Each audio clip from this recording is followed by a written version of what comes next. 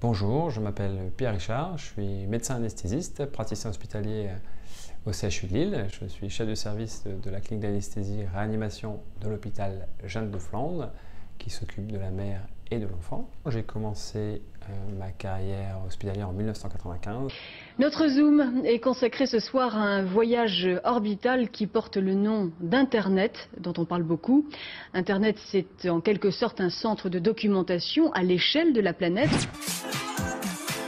Dans le service, une des thématiques que j'aime travailler ou aborder avec mes collaborateurs, c'est l'hypnose, parce que c'est quelque chose qui me tient à cœur et qui est un petit peu tendance actuellement dans le monde médical, remettre un peu de l'humain dans nos pratiques. Vous pouvez vous installer encore plus confortable, ou peut-être pas, je ne sais pas.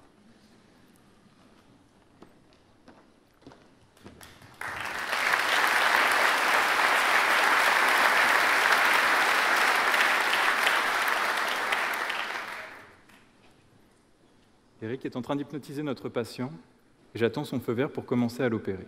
Mon objet contraphobique par contre préféré, c'est mon badge, parce que j'ai un petit problème moi, avec les noms, et reconnaître les noms des jeunes, des anciens ou du personnel avec qui on travaille, c'est pas forcément facile. Donc Pierre Richard, tout le monde s'en souvient, mais moi je me souviens pas forcément des noms des gens. Ma bande son qui m'accompagne, c'est Chet Baker, c'est un célèbre trompettiste.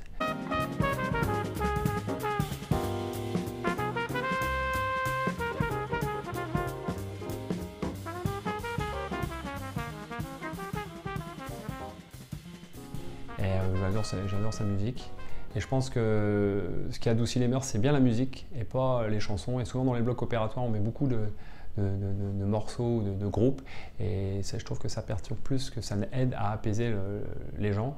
Et donc moi je milite pour mettre alors du classique, c'est peut-être plutôt, mais bon, le jazz. Je trouve que le jazz c'est vraiment une musique qui est apaisante et qui permet de travailler en sérénité. À l'hôpital, je suis de plus en plus allergique à la qualité des menus en garde. Je pense que là, les conditions de travail, c'est aussi bien manger, et je trouve que là, la qualité des plateaux repas, au fil des années, elle s'est très dégradée. Alors, par contre, ça, il faudrait peut-être l'enlever, là, il a tout vomi. Ah non, il n'a pas encore touché. Et au revoir. Ouais. Alors bon, il y a deux films qui m'ont marqué moi, dans ma carrière médicale. C'est d'abord 2001, Odyssée de l'espace. J'étais jeune étudiant et j'animais le ciné-club de la cité universitaire.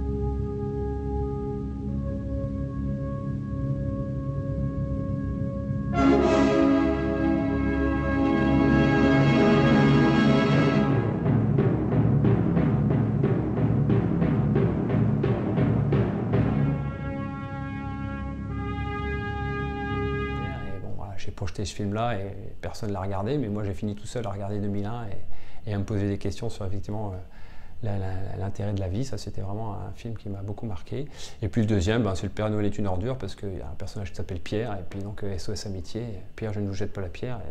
Je ne vous jette pas la pierre, Pierre, mais j'étais à deux doigts de m'agacer.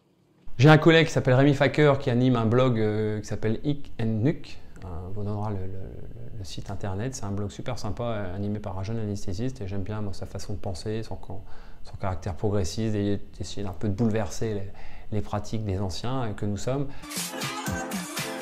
Il y a deux éléments vraiment dingues, c'est la robotique, et ça effectivement à un moment on sera comme les pilotes d'avion, on sera à gérer des machines qui vont tout faire pour nous, et ça c'est super.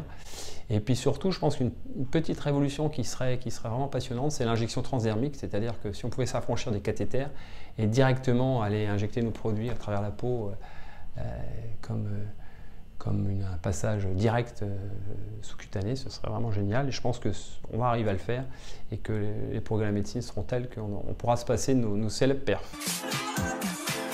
Alors un sujet qui est un peu d'actualité, c'est le stress et le burn-out chez nos jeunes collègues. Premier constat, c'est la grande fatigue. Dans un cas sur 5, les repos de sécurité ne seraient pas respectés. Plus grave, 15% de ces jeunes médecins déclarent avoir commis des erreurs de prescription, de diagnostic après de trop longues gardes. Les jeunes internes et jeunes chefs de clinique, je pense que la société a évolué et que la pression sur les jeunes travailleurs que vous êtes est une problématique. Et je prends souvent la métaphore du hors-jeu. C'est-à-dire que la ligne du hors-jeu, elle a monté et donc des gens, c'est comme la marée, on découvre plus de gens qui sont en difficulté, alors qu'avant on avait une pression sociétale qui était moins forte et que cette notion de compression du temps fait qu'on est en stress beaucoup plus facilement, beaucoup plus important qu'auparavant. Le métier, je pense qu'il est identique à celui d'avant. On a des moyens techniques qui sont plus modernes qu'avant. Il faut savoir qu'on faisait de l'anesthésie avec un couteau et pas grand-chose il y a 30 ou 40 ans, donc le stress existait. Sauf que maintenant, on a amélioré la technologie, mais sauf qu'on a comprimé le temps et qu'effectivement, on veut faire de plus en plus de choses en moins de temps, et ça, c'est un problème. Et la deuxième chose, je pense que, je reviens sur la notion de sport et d'équilibre personnel. Je pense qu'un médecin anesthésiste, c'est comme un professionnel ou un pilote de course. Il faut être en super forme pour pouvoir faire ce métier et qu'effectivement l'accumulation des gardes, l'accumulation des stress et le peu de temps où on peut effectivement s'oxygéner, respirer, faire du sport, se libérer l'esprit, c'est une sorte de cercle vicieux qui fait qu'on est vite en difficulté. Et alors ça touche les anciens, mais ça touche aussi malheureusement les jeunes. Et donc je pense qu'il faut trouver des solutions pour améliorer la qualité de vie au travail et le bien-être au travail qui fait qu'on est moins stressé. Et un exemple typique, moi je milite pour ça, c'est que les gardes ne devraient être que de 12 heures.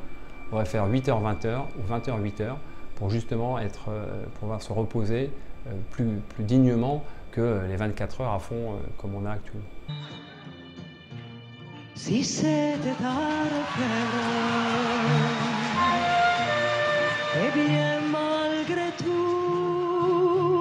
Si c'était à refaire, je ferais pareil parce que j'ai eu la chance de faire 2 internats. J'ai fait un peu de psychiatrie avant de faire de l'anesthésie-réanimation et je suis retourné, après je suis allé en anesthésie-réanimation et j'ai jamais regretté mon choix parce que c'est vraiment le métier que j'aime, à la fois technique mais à la fois humain, et je pense que c'est vraiment un message que je veux faire passer, c'est qu'on a beau être des techniciens d'anesthésie, on est aussi des humains qui prennent en charge des gens et qui ont besoin de nous pour passer leurs épreuves ou leurs chirurgies à venir.